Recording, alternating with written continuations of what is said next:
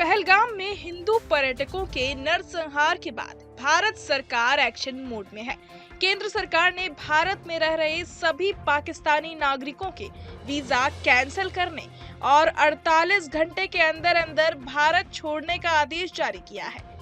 भारत में रह रहे पाकिस्तानी नागरिकों को वापस भेजने के लिए गृह मंत्री अमित शाह ने सभी राज्यों के मुख्यमंत्रियों से भी बात की।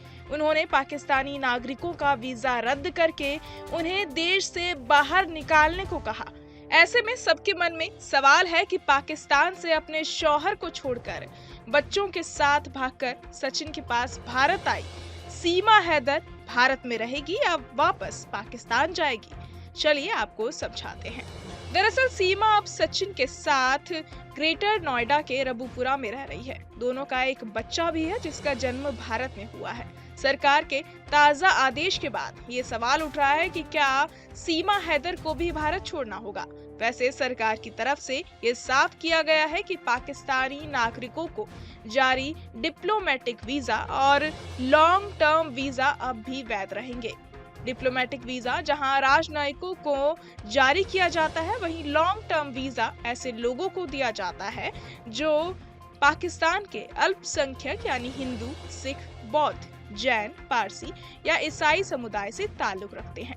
इसके अलावा पाकिस्तानी महिला जिसने किसी भारतीय से शादी की है और भारत में रह रही है, या फिर ऐसे भारतीय महिलाएं जिन्होंने किसी पाकिस्तानी नागरिक से शादी की हो लेकिन पति की मौत या तलाक की वजह से अब भारत में रह रही हैं, इन सभी को LTV जारी किया जाता है। ऐसे में सीमा हैदर LTV में मिले इस छूट का फायदा उठा सकती है। वो इस खांचे में बिल्कुल फिट बैठती है।